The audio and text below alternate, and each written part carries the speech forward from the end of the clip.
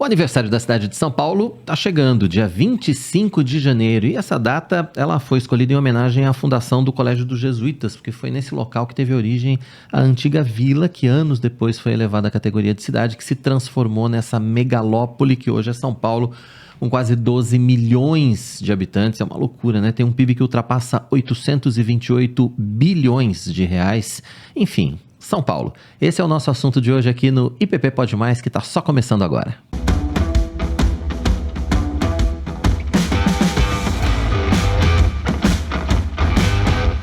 Seja muito bem-vindo, está começando mais um episódio da temporada 2025 do nosso IPP Pode Mais, o podcast jornalístico da sua IPP TV, a sua TV missionária. Que bom que você está com a gente.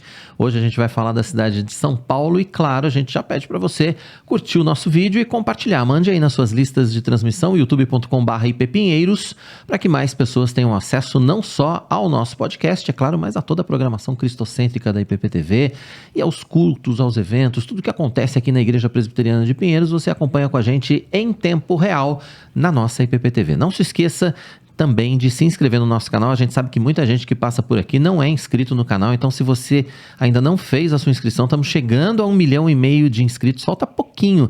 A gente precisa da sua inscrição, então se inscreva, ative o sininho para receber todas as notificações e aproveite também para conhecer a nossa nova plataforma de streaming, pois é, o nosso IPP+. Estamos em fase final de testes, mas você já pode acessar www.ippmais.com.br e em breve os aplicativos Android e iOS disponíveis para você no seu celular, para você baixar, acompanhar toda a nossa programação 24 horas por dia. Bom, para falar de São Paulo, a gente está recebendo o professor Daniel Carvalho, que é professor historiador do Mackenzie, já é nosso cliente aqui, já vem sempre, praticamente sócio aqui. Quando a gente tem que falar de história, a gente sempre chama o professor Daniel, que sempre gentilmente vem nos atender. É nosso irmão também aqui na Igreja Presbiteriana. Professor, seja muito bem-vindo. É sempre bom bater papo com o senhor a respeito de história aqui, viu? Eu agradeço muito o convite, Quirino. E é isso mesmo. Falar de história é o meu ganha-pão, mas também é meu hobby. Então, pois é, a gente gosta também, né? Juntamos o útil ao agradável. Pois é, eu também, apesar de ser jornalista, também gosto de falar de história e gosto de aprender, né, mais a respeito de história. E o professor Daniel Carvalho, inclusive, já, né, fazer aqui essa entrega aqui. O professor foi um dos colaboradores desse livro aqui, Indústria, Comércio e Economia, 150 anos de Mackenzie e a cidade de São Paulo.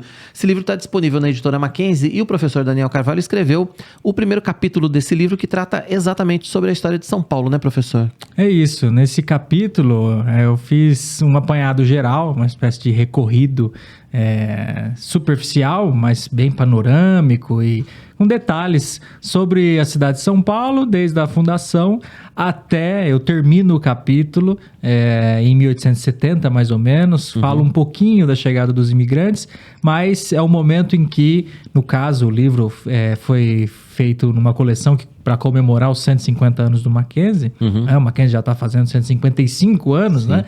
Mas ali nós tratamos até esse momento de quando os missionários presbiterianos chegaram e fundaram a escola americana, né? Eles tinham chegado bem antes, mas os que fundaram a escola americana chegaram por volta ali na década de 70.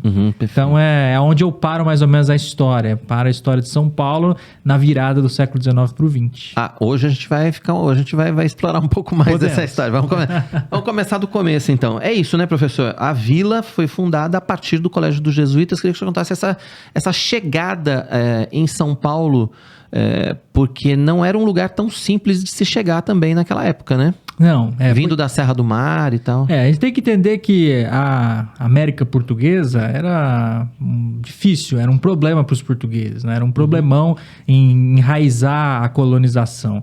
E duas capitanias ficaram mais bem posicionadas, Pernambuco e São Vicente. São Vicente é o nome da capitania até que ela se torna a capitania de São Paulo, né? Então, o que é a capitania de São Paulo e depois a província de São Paulo, província só no século XIX, é o que a gente chama, grosso modo, Estado de São Paulo, né? Que incluía outras partes, né? Era uma região bastante complicada, porque da Serra do Mar para dentro, as populações indígenas, aqui nesse caso eram os tupis, né, de fala tupi, eles eram, como eles chamavam na época, índios bravios, índios irredutíveis. Essas populações, essas nações indígenas, que não eram uma única coisa, eram diversas nações, que conviviam, elas faziam muita resistência à colonização. Então, a colonização da escarpa atlântica e a colonização do interior era complicada. Tanto é que São Paulo não é o primeiro povoamento dessa região.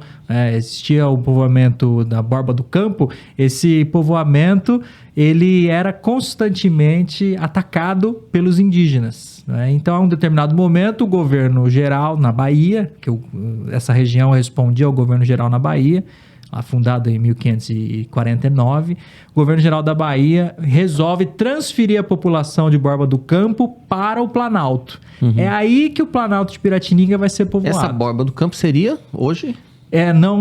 Não existe tem mais. O povoamento foi todo deslocado. Foi uma decisão. E não sobrou cidade nenhuma. Não, era um povoamentinho com algumas pessoas, lá tinham as casinhas. E aí depois, como aquele povoamento não prosperava, a lavoura não prosperava, o comércio não prosperava. Vamos tirar essa falou, vamos transferir essas pessoas para o Planalto. Por quê? Porque o Planalto tinha boa visibilidade das da cidade. Ele é entre o rio entre os rios, né? O Tamanduateí, a língua travou aqui. E essa região era uma região bem irrigada, e a região de Planalto fazia com que as casas já tinha o colégio estabelecido, aquele colégio dos jesuítas, Manuel da Nóbrega, não era esses jesuítas já estavam ali estabelecidos, e eles viviam do trabalho dos indígenas. Esses indígenas trabalhavam para os padres do colégio, eram indígenas que tinham sido catequizados, e aí decidiu-se que essa povoação, essas pessoas ficariam mais bem estabelecidas ali. Era mais defensável, porque dava para ver as pessoas chegando. Então, no caso de um ataque, de uma horda de indígenas, ficaria mais fácil para a vila o povoamento se defender, digamos assim. E deu certo a ideia, né? Deu certo. E ali, a partir daquele momento, São Paulo vai tendo um desenvolvimento bastante peculiar, porque está fora do centro dinâmico da colonização portuguesa, que é o Nordeste, o que a gente chama de Nordeste hoje, né? A região do Norte, as capitanias do Norte, são as mais prósperas, as que chamam mais atenção, né? Mas lembrar que o Brasil não vai ser a preocupação número 1 do Império Português até o descobrimento das Minas Gerais, né? As Minas do Ouro. E aí, tanto é que São Paulo vai se tornar uma capitania com o nome de São Paulo e Minas do Ouro. Esse é o nome de São Paulo no primeiro momento, né? É a capitania de São Paulo e das Minas do Ouro. É nesse momento que essa região vai... Primeiro, o Brasil vai se tornar uma preocupação muito grande para os portugueses, vai receber investimentos, vai receber funcionários, uma nova onda de administradores portugueses vão chegar na colônia americana nesse momento, né? Mas até esse momento do descobrimento do ouro, São Paulo vai tendo um desenvolvimento bastante tímido. A população que morava em São Paulo é uma população muito mestiça, de branco com índio, principalmente, né? O trabalho é desenvolvido principalmente pelos indígenas, e o trabalho dos paulistas era a lavoura, o comércio, né? Esse comércio vai se desenvolvendo, o comércio de víveres, né? Alimentos secos e molhados, mas também um comércio de alguma lavoura para exportação. E São Paulo também vai ter o comércio de indígenas apresados, né? Ou seja, feitos escravos, né? Pelos bandeirantes e pelas monções, os monçoneiros. Porque aí, ao mesmo tempo, a gente tem também o movimento dos bandeirantes, né? Exato. Partindo de São Paulo, de algumas cidades próximas aqui da capital, mas também tem esse movimento acontecendo. Em que momento a capital, a cidade de São Paulo, passa a ter esse nível de desenvolvimento? É com a descoberta do ouro em Minas e São Paulo acaba sendo beneficiado, ou tem um marco histórico ali? É lógico que o café vai fazer com que São Paulo tenha barões do café, não é? O ouro verde, que é o café, de fato era uma produção de riqueza jamais vista. Esses caras produziam no interior, Vale do Paraíba, etc., e acabaram vindo para São Paulo. A gente vai explicar daqui a pouquinho como é que foi essa vinda e o desenvolvimento a partir do ciclo do café. Mas agora eu tenho alguns recados importantes para você que está acompanhando aqui o nosso IPP Pode Mais. E o nosso primeiro recado é para você que quer saber mais a respeito de avivamento. Você considera o avivamento importante na igreja? Você sabe o que é avivamento? Você sabe como acontece o avivamento na igreja? Pois é, tem uma obra muito bacana do reverendo Hernandes Dias Lopes, do reverendo Arival Dias Casimiro, lançado pela nossa editora Ezion. Confira aí. Se não houver arrependimento, não há salvação. O arrependimento é uma necessidade vital. O livro Avivamento traz um clamor bíblico, intenso e apaixonado para que a Igreja de Cristo busque a presença de Deus de maneira transformadora, não nos conformando com os padrões do mundo. A obra oferece uma visão clara e urgente. Há necessidade de uma igreja avivada pelo Espírito Santo, que se destaca como sal e luz em meio às trevas. Com base nas Escrituras, os autores, os reverendos Arival Dias Casimiro e Hernandes Dias Lopes, nos desafiam a renovar nosso entendimento e deixar que o avivamento nos conduza de volta à pureza da palavra de Deus, para que possamos vencer a perseguição aos valores cristãos e a pressão ideológica que nos assediam todos os dias. Não podemos esperar passivamente por um avivamento. Precisamos buscá-lo com fervor e persistência.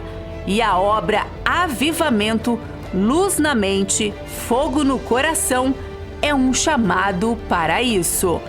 Venha até a livraria Ezion na Igreja Presbiteriana de Pinheiros ou acesse o site www.editoraezion.com.br e adquira já Avivamento. Ezion, a sua editora missionária.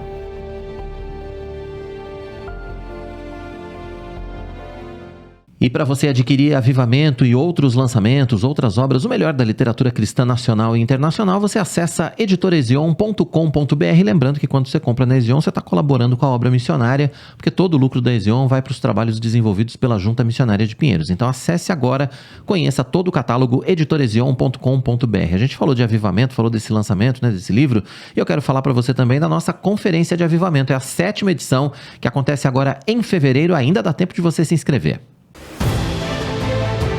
Você está preocupado com a atual situação da igreja e do mundo? De 9 a 12 de fevereiro, a Igreja Presbiteriana de Pinheiros realiza a 7ª Conferência de Avivamento e Reforma Espiritual com o tema Até que do Alto Sejais Revestidos de Poder.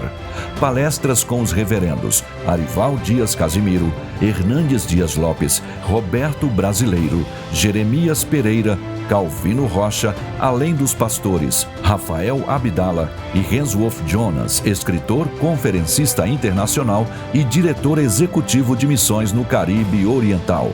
Acesse o site www.conferenciadeavivamento.org e garanta já a sua vaga. Realização: Igreja Presbiteriana de Pinheiros. Apoio: Junta Missionária de Pinheiros, Editora Ezion e Escola Teológica Sã Doutrina. Transmissão: IPP-TV e plataforma IPP+. 7ª Conferência de Avivamento e Reforma Espiritual. Até que do alto sejais revestidos de poder. Participe da nossa 7ª Conferência de Avivamento e Reforma Espiritual aqui na Igreja Presbiteriana de Pinheiros. Você é de São Paulo, região metropolitana do interior, se você pode vir para São Paulo, se programe, venha participar presencialmente com a gente aqui.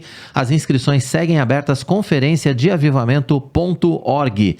Mais um recado importante para você é do pessoal da Duarte Home Care. Acompanhe. A Duarte Senior Care tem mais de 14 anos de experiência.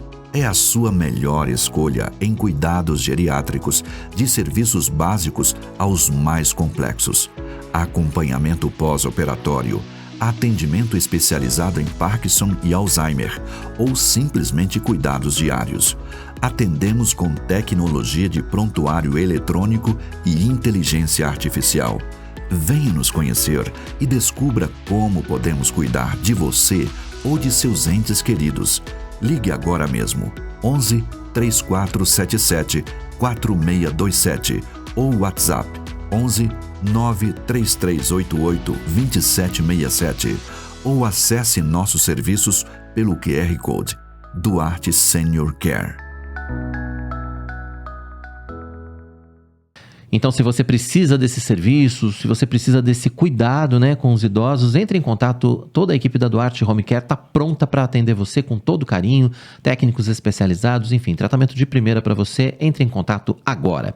A gente segue falando no nosso IPP Pode Mais de hoje sobre o aniversário de São Paulo, dia 25, vai ser sábado o aniversário de São Paulo. A gente está tratando aqui dessa data importante para a nossa cidade. Afinal de contas, são 471 anos. Estamos recebendo o professor Daniel Carvalho, que é historiador, professor do Mackenzie, está com a gente mais uma vez. Fizemos aqui no começo do nosso bate-papo, né, professor, um pouco a respeito dos primórdios da cidade de São Paulo.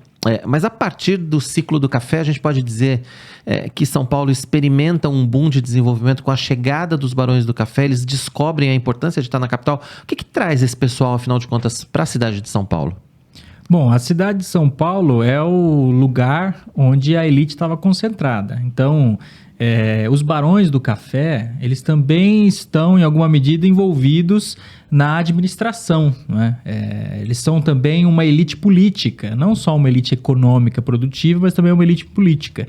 Então, num certo sentido, São Paulo sempre foi um lugar habitado por essa elite camarária, como é o nome, né? Uma elite política, e que também está super envolvida com a produção econômica também. Então, não é que São Paulo vai ser depois ou posteriormente, vai ser um lugar que vai concentrar essa população. A questão é que, em um determinado momento, São Paulo vai ganhar ares de uma metrópole, né? De uma metrópole europeia, onde os engenheirados, os barões do café, vão construir os seus palacetes, vão enviar suas famílias, porque imagina, quando os barões do café... botar seus filhos para estudar direito. Exatamente, estudar direito, para frequentar o colégio e para ter vida social, né? Então, São Paulo vai ganhar esse status. Porque, imagina, a vida na fazenda era uma vida muito isolada para a família do Barão do Café, né? Vamos pensar assim. E muito se falava no século XIX, né, com a mentalidade da época, que não fazia bem para a família do proprietário de terras ficar lá isolada no meio dos escravos. Então, eles queriam que essa gente livre... Ainda tinha essa mentalidade. Exatamente. Essa gente livre e branca frequentasse a sociedade para poder, inclusive, arrumar casamento para suas filhas, né? Como é que eles iam arrumar casamento para as filhas se as filhas... fossem criadas na sede da fazenda a quilômetros e quilômetros do próximo vizinho, não é? Então, São Paulo também vai ser esse lugar onde as famílias vão se concentrar e vão fazer bailes, vão fazer festivais, né? Existe essa necessidade também. E com isso, São Paulo começa a receber outras populações também, né, professor? Exatamente. Quando nós vamos pensar em São Paulo no século XIX, o século XIX é um século onde a história da escravidão se acirra, ou seja, o momento em que nós recebemos uma quantidade extraordinária de escravizados, né? Mas é também o momento em que o tráfico de escravizados já está sendo criminalizado pela força abolicionista do Império Inglês, né? Lembrando, os ingleses estão fazendo isso por convicção dos abolicionistas, mas também por interesses econômicos. São as duas coisas combinadas, né? Às vezes os alunos falam assim, mas os abolicionistas estão fazendo isso de má fé, eles são maquiavélicos? Eu falo, não. O abolicionista em si, o cara que está lá fazendo o discurso abolicionista... Ele acredita realmente naquilo. Ele não está fazendo. Mas tem que entender que existe... as ideias são como sementes. Elas precisam cair em algum solo. E se esse solo não estiver fértil, não tiver as condições para que aquela ideia brote, ela não vai brotar, né? O solo é fértil naquele momento.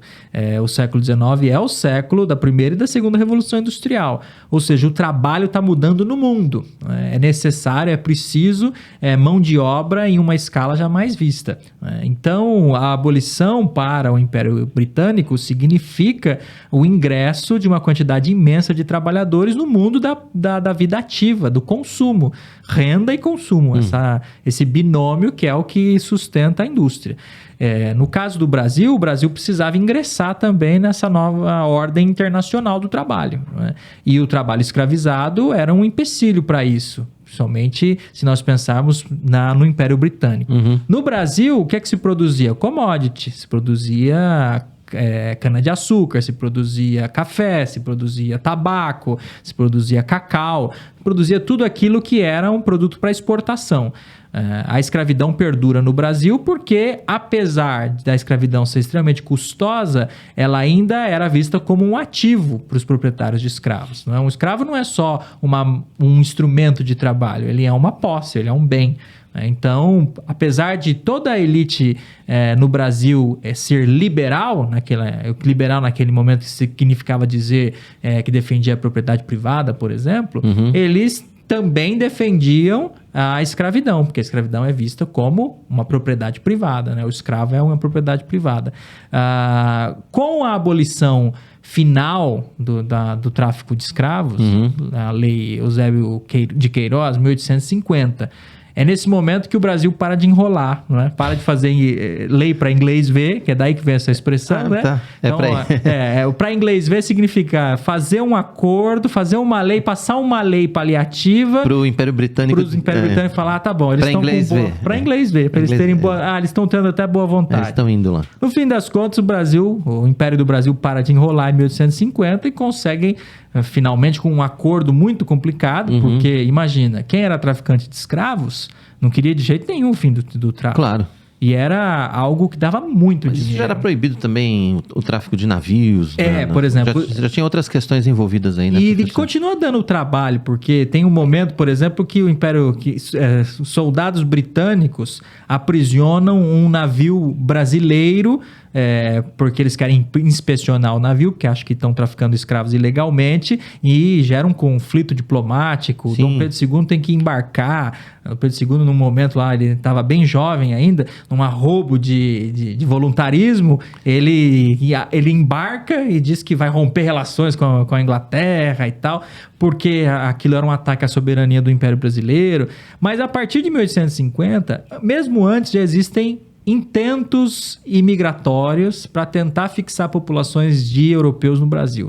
Mas é a partir de 1850, de fato, que começa a vir para o Brasil ondas e mais ondas de estrangeiros. Italianos, portugueses, espanhóis, mas principalmente talvez italianos nesse momento, né? Nesse momento, italianos. Principalmente. E eles desembarcam todos em Santos, né? A galera vem toda para São Paulo, principalmente. Santos, principalmente. Santos é o lugar principal. São Paulo depois vai ter uma hospedaria dos estudantes, dos imigrantes, que é hoje o Museu da Imigração. Que, aliás, é um lugar maravilhoso de se visitar. É lindo, é muito legal. É muito legal. Museu da Imigração é que funcionou como hospedaria até meados do século XX. Aí a gente tem o que a gente pode chamar de definição da população da capital paulista, da cidade de São Paulo, aquela mistura de... Num certo sentido. A chegada dos italianos, porque a gente tem obviamente, a cultura italiana é muito importante na cidade de São Paulo. Quem é de São Paulo sabe disso, né? A cultura italiana aqui é fortíssima, né? Então, assim, a gente tem essa miscigenação aqui acontecendo e aí a gente tem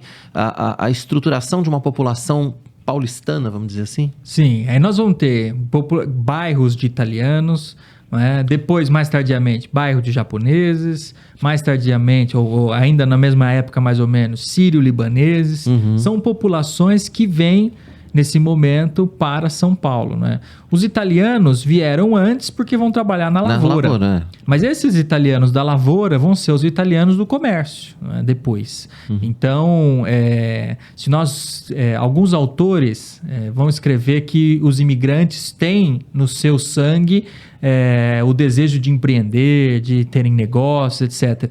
Eu acho que vai mais do que isso. Não é bem uma questão de sangue, porque senão a gente fala isso, naturaliza a coisa e parece que tem a ver com a nacionalidade daquele povo. Né? Acho que tem a ver com a necessidade. Era ou empreender ou morrer de fome, ou se eles não tinham acesso à terra. E também tinha que sair da Europa muitos saíram da Europa com o sonho de fazer a América, né? Como eles diziam. Sim, e os imigrantes que vieram para o Brasil eram gente pobre na Europa. Sim. Né? Que vieram de regiões, principalmente os italianos. Principalmente. Né? Vieram de regiões muito empobrecidas, né? Gente que não tinha terra lá e que ia passar a vida toda ou sem trabalho ou sem acesso à terra e vieram para o Brasil com o sonho de acessar a terra. A lei de terras no Brasil, que é uma lei também de 1850, ela já foi construída para evitar que os imigrantes tivessem acesso à posse da terra. Por quê? Porque o que acontecia é que, num primeiro momento, o que é que a primeira leva de imigrantes fez quando chegou no Brasil? Trabalhavam uma parte do tempo e compravam terra, acessavam a terra, porque não tinha nada que impedisse. Ou o Brasil tinha uma quantidade muito grande de terras sem dono. Então as pessoas ocupavam a terra, num processo lento de ocupação da terra. Isso logo foi resolvido para a elite local com a lei de terras. A lei de terras proibia que você acessasse a qualquer forma, ou pudesse ocupar a terra se não fosse pela compra. E para comprar precisa ter alguém que venda. E isso controlava o acesso à terra. Isso era para garantir um estoque estável de mão de obra. Esses italianos, então, não só italianos, mas principalmente os italianos, ficam vedada a eles a possibilidade de comprar terra no primeiro momento. Mas muitos deles vão, com o tempo, com as gerações, enriquecendo, né? Vão tendo acesso à terra, vão se tornando proprietários e os filhos deles vão ser os empreendedores. Os filhos, os netos. A gente tem histórias de famílias italianas, enfim, a gente pode citar até o Conde Matarazzo, por exemplo. Por exemplo, Matarazzo. É uma história de migração, de imigrante, né? Que e a imigração enriqueceu vai fazer no Brasil. São Paulo, né? São Paulo vai ser essa... São Paulo é a capital dos imigrantes, né? Dos imigrantes. Mais do que outras cidades. Por que São Paulo, professor? Alguns historiadores dizem que São Paulo é um centro desde antes da chegada dos europeus aqui. Historiadores que estudam história indígena falam que o Planalto de Piratininga era um centro articulador das nações indígenas. Olha, interessantemente. Interessante isso. Ou seja, de que havia uma espécie de determinismo geográfico, digamos assim, de que essa região era um ponto importante para ligar as nações indígenas do litoral com as nações indígenas do interior e com as nações indígenas guaranis. Então eram os tupis, tapuias e guaranis, que são essas várias famílias de nações indígenas. Meio que interligados por esse ponto. Exato, que é o Planalto Piratininga. Porque São Paulo é muito próximo das regiões guaraníticas que depois vão ser colonizadas pelos espanhóis. Tanto é que lá em 1640, quando, voltando um pouquinho só na história, mas é um caso interessante. 1640 é a tal da aclamação do Amador Bueno, não é? Que era para ser rei de São Paulo. E ele não quis, os compatriotas disseram, o rei de São Paulo não é mais um rei português, é o Amador Bueno. O Amador Bueno falou assim, não, gente. Não, obrigado. Não, obrigado, passo. Ele falou, fico fiel a Dom João IV, rei de Bragança. Deixa lá mesmo. Por que São Paulo, você pode perguntar, por que São Paulo resolveu? Por que os camaradas fizeram uma loucura dessa? Porque a ruptura de Portugal com a Espanha significava que eles iam perder o acesso que eles tinham ao comércio do que os espanhóis faziam nas regiões guaraníticas, Paraguai para frente. Ou seja, era uma questão de interesse local. Né? Sempre interesse, comercial, econômico. Não, sempre é isso. Sempre é interesse econômico. Então, obviamente. São Paulo parece ser, pelo que a gente tem de evidência, um lugar de articulação. Como ele vai ser, como eu falei, quando as minas vão ser cada vez mais poderosas, vão produzir. O ciclo do ouro é um ciclo de 100 anos, é um ciclo muito rápido, né? Porque o ouro que se encontra no Brasil é um ouro de aluvião, que é um ouro superficial. Ou seja, você começa a explorar o ouro, você tem um período muito curto de exploração intensa e depois ele esgota. Então, essa região vai ficar rica muito rápido. São Paulo vai articular essas áreas. Depois, o café, mais uma vez. São Paulo vai articula, ser esse momento de articulação. E tem uma elite muito aguerrida. E aí, quando a gente vai para o final do século XIX, começo do século XX, aí a gente vê São Paulo já caminhando para o ponto de vista de indústria, né? Da indústria. Tem um caso interessante, já que eu sou do Mackenzie, vou falar sobre isso. Claro. O Mackenzie, a escola americana, fundada em 1870. Pelos missionários. Pelos missionários. Americanos que vieram. Que começaram uma escolinha de crianças. Mas logo o Mackenzie vai ter o Mackenzie College. Tem esse nome Mackenzie porque o John Mackenzie doou uma dinheirama para construir o prédio ali na Maria Antônia com a Rua Itambé. Que tá lá até, hoje, que é o prédio número 1. É o prédio de tijolinho lá. Exatamente, que é tombado, uma belezura, né? O prédio, é lindo, prédio que sobreviveu. A biblioteca já é do século XX, mas ela foi feita também de tijolinho, inspirada nos colleges americanos e não sei mais o que. Ok. Mas em 1902, eles fundam começa a funcionar em 1902, veja, um curso de comércio. Curso Superior de Comércio era o nome. Curso Superior de Comércio. O curso Superior de Comércio do Mackenzie é o primeiro de São Paulo. E até onde eu consegui explorar, é o primeiro do Brasil. O curso da FECAP, que é Álvares Penteado, a Fundação Escola de Comércio Álvares Penteado, começou a funcionar em julho de 1902. O do Mackenzie começou a funcionar em janeiro de 1902. Então ele é 6 meses mais velho. Um pouquinho antes da FECAP, o Mackenzie é o pioneiro. Aí a gente se pergunta, por que um curso superior de comércio em 1902? E o que é que se ensinava lá? Contabilidade, era um curso de guarda-livros, é um curso de administrador de comércio. Administração, contabilidade. Tipografia, taquigrafia, para você poder escrever rápido as contabilidade, aritmética mercantil, tinha história mercantil também.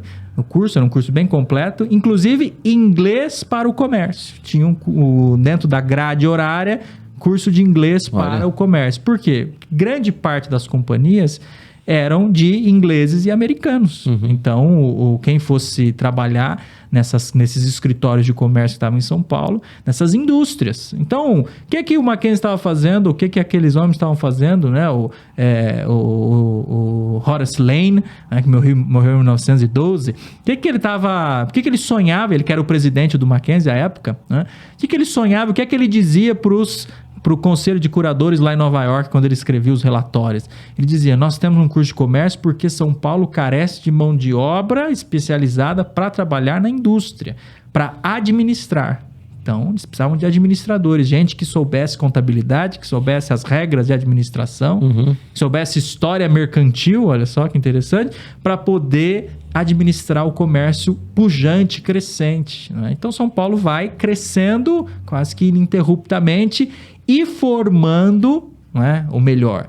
E a sua elite, que era uma elite muito industriosa, voltada para essa parte do comércio, também quer ser uma elite cultural. Quando a gente olha, por exemplo, a Semana de 22, Semana de Arte Moderna de 1922, e aquele monte de jovens artistas paulistas.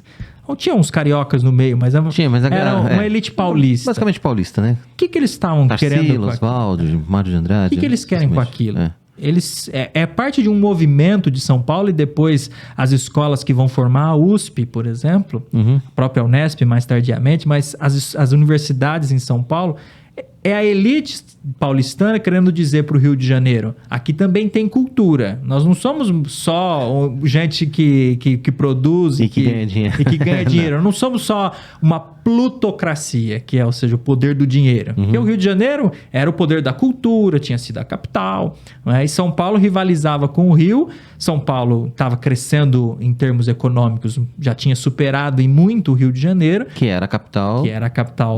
Já tinha sido a capital do Império. Era a capital da República. Exatamente, a capital da República até a construção de Brasília. Sim. Ou seja, vai permanecer.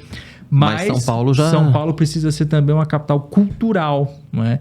Nesse momento também se escreve a história de São Paulo como centro articulador da independência do Brasil.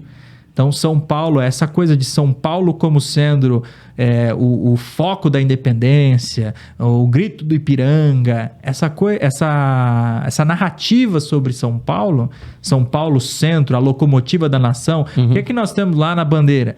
Non duco or duco, significa não ser conduzido, conduzir.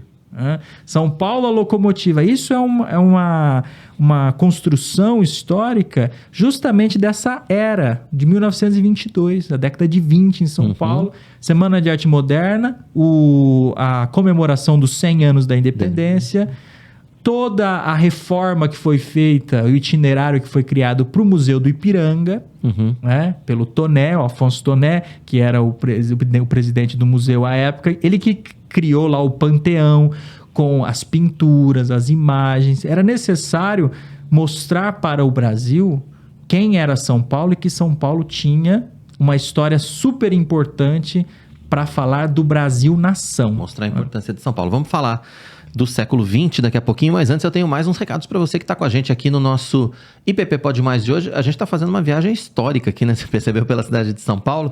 Tá muito bacana o nosso papo, mas eu preciso falar com você que é responsável por uma congregação, por uma igreja, você que é missionário, você precisa estar em dia diante de Deus e diante dos homens. E para isso você precisa estar em dia com a sua contabilidade. Procure então pela Contábil Ribeiro, está aí na sua tela, www.contabilribeiro.com.br. O Felipe e toda a sua equipe estão à sua disposição para atuar nas mais diferentes áreas. Então, se você precisa de assessoria jurídica, assessoria trabalhista, se você precisa de assessoria financeira, tributária, enfim, todas as áreas da contabilidade à sua disposição, contabilribeiro.com.br. Entre em contato. Tem mais um recado importante para você, que é do nosso parceiro, a TGL, e hoje eu vou destacar mais uma vez a telemedicina da TGL.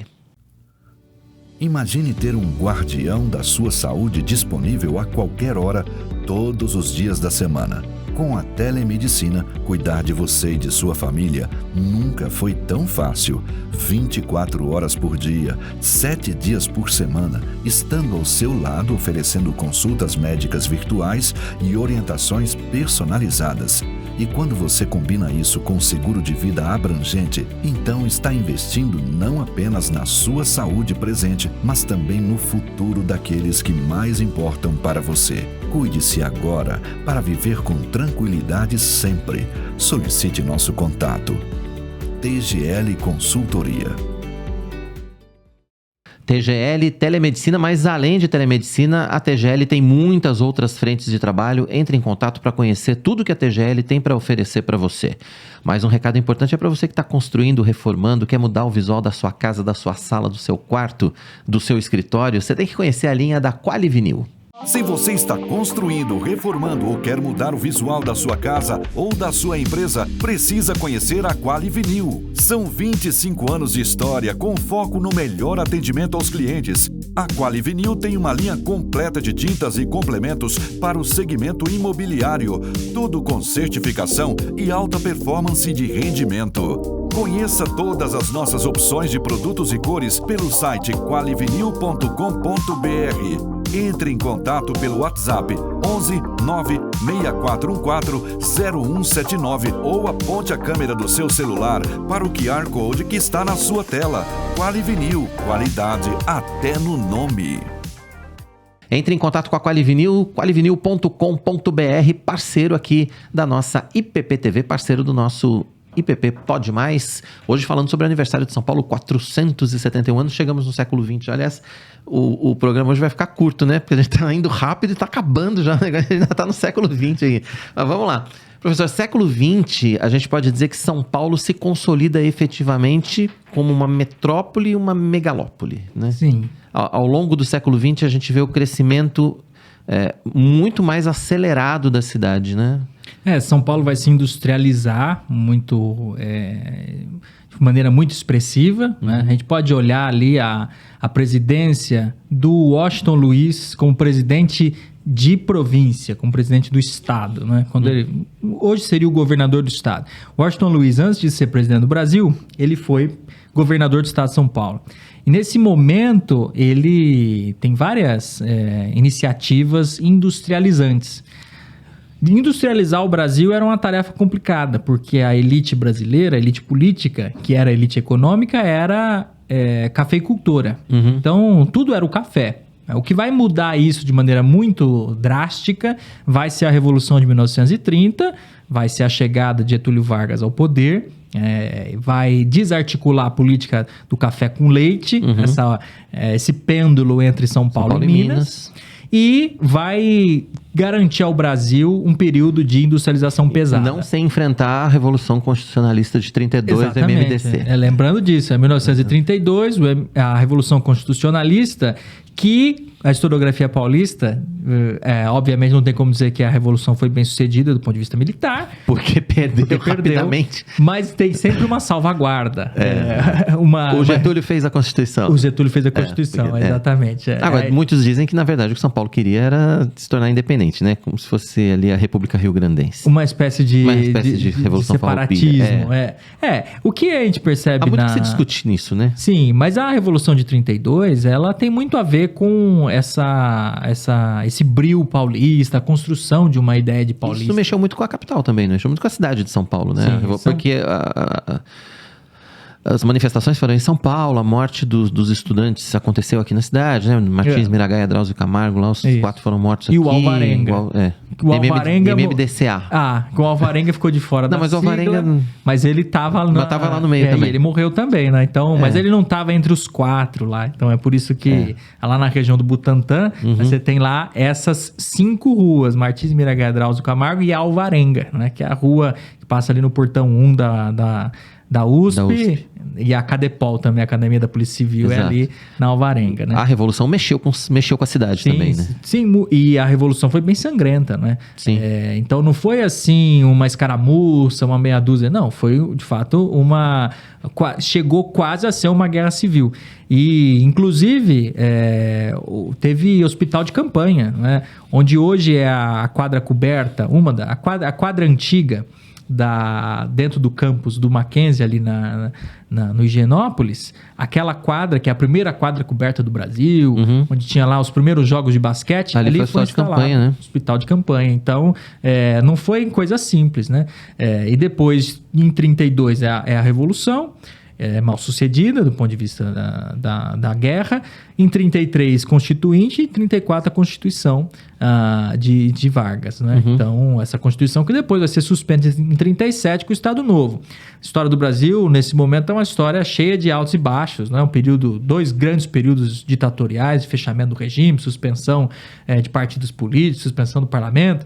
São Paulo, do ponto de vista econômico, vai ser uma das regiões mais produtivas, a região mais rica, e o Brasil cresce muito no século XX. O Brasil é um dos países que mais cresceram a riqueza brasileira durante todo o século XX. É um crescimento com todos os altos e baixos, todas as crises econômicas desse capitalismo do século XX, que é o capitalismo tardio, podemos dizer assim. O Brasil cresce muito. E São Paulo puxa, em grande medida, esse crescimento com a indústria, com o trabalho. É interessante notar a introdução à raiz do Brasil, escrita pelo Antônio Cândido de Melo e Souza, grande crítico literário, sociólogo brasileiro. Ele escreveu o significado de Raiz do Brasil, e ele falou sobre Raiz do Brasil, de Sérgio Buarque de Holanda, em várias oportunidades. E ele, numa oportunidade, diz: quem lê Raiz do Brasil direito, vê que para Sérgio Buarque de Holanda, o Brasil, a Revolução Brasileira, seria a Revolução do Trabalho. Então o Brasil novo era o Brasil do trabalho. Aonde estava concentrado o trabalho livre urbano no Brasil? Em São Paulo. Então São Paulo vai concentrar essa população urbanizada de trabalhadores livres naquele binômio clássico, renda-consumo, né? Então é por isso que São Paulo vai crescer em todas as áreas, na indústria de base, vai crescer, vai ser fundada mais tardiamente a COSIPA, a Companhia Siderúrgica Paulista, outras tantas empresas que vão surgir, né, em São Paulo. A elite paulista foi bem articulada economicamente para fazer valer os seus interesses econômicos junto à capital no Rio de Janeiro, e a imigração é fundamental. São Paulo vai ser um foco de atração de imigrantes europeus, né? E do Oriente Médio. E de outros estados brasileiros também, né? Exatamente. No século XX a gente vê, por exemplo, migrantes de vários estados, de várias regiões do Brasil vindo para São Paulo. O crescimento da indústria em São Paulo vai atrair mão de obra. Então São Paulo também tem isso a seu favor, não é? Uma oferta crescente de mão de obra, o que barateia a mão de obra e cria uma condição econômica, uma condição favorável para o crescimento da indústria. E aí vem tudo junto, né? Vem a construção civil, vem as grandes obras viárias, vem o metrô, enfim. Ao longo do século XX a gente vê São Paulo sendo construída como efetivamente a grande metrópole, a gente pode dizer, da América Latina. E vai ser a grande metrópole da América Latina, apesar de nós termos, por exemplo, a cidade do México também muito grande, mas São Paulo é incomparável, né? São Paulo já deixou a cidade do México muito para trás, né? E São Paulo, com o seu tamanho, com o seu poderio, né? Com a sua opulência, a sua riqueza, tudo isso é acompanhado de problemas crônicos, de pobreza, de problemas na urbanização. Desde sempre, né? Expansão desde sempre. Isso sempre. Se nós olharmos... Olhar para a história, desde sempre. Um bairro importantíssimo para olhar isso é a Liberdade, né? O bairro da Liberdade. O bairro da Liberdade era o Pelourinho de São Paulo. Né? Foi o Pelourinho de São Paulo. Então, o bairro da Liberdade era um bairro de pretos. Ali tinha o Cemitério dos Aflitos, a igreja de Nossa Senhora dos Aflitos. Nossa Senhora dos Aflitos, dos Aflitos, agora não me lembro exatamente se era Nossa Senhora dos Aflitos ou algum outro nome.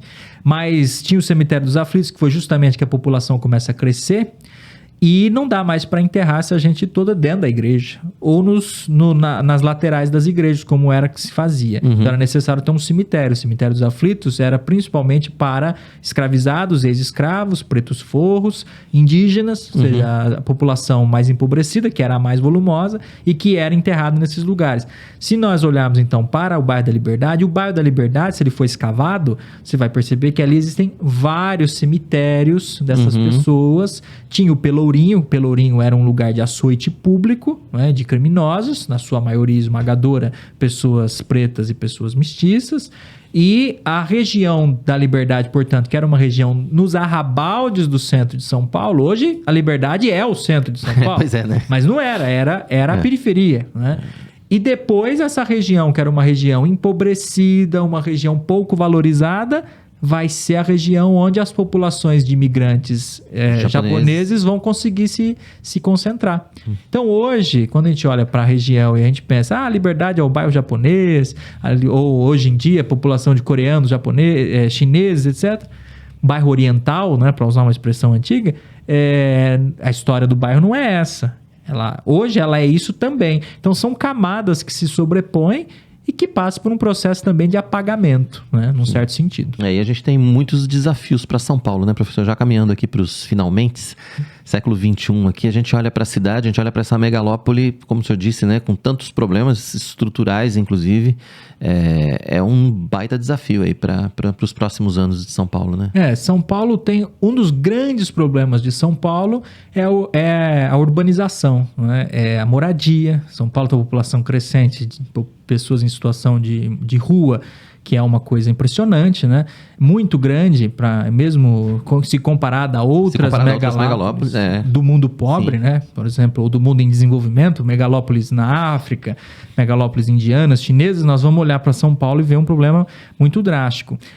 A cidade de São Paulo, como ela foi muito aterrada e ela era extremamente irrigada, como nós falamos, isso que era um benefício, né? No início da colonização. Todos esses rios... Tudo aterrado, né? Aterrados, canalizados, qualquer chuva, esse subsolo paulistano, ele reage, né?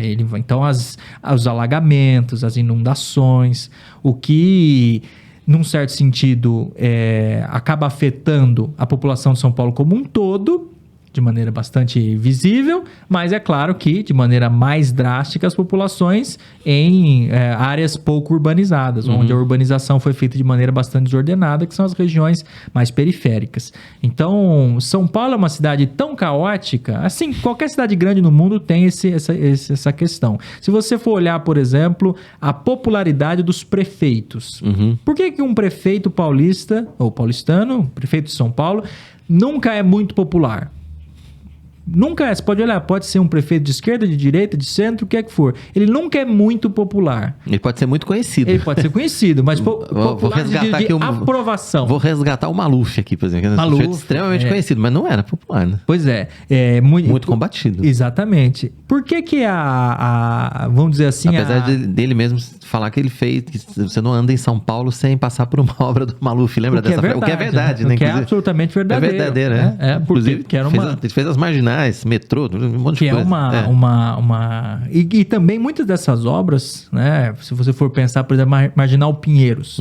Marginal Pinheiros, ela foi idealizada pelo Nhonhô Magalhães, que era um cafeicultor riquíssimo, que o palacete, ao lado do shopping Higienópolis, na Avenida Higienópolis, tem um palacete lindo que hoje pertence ao shopping.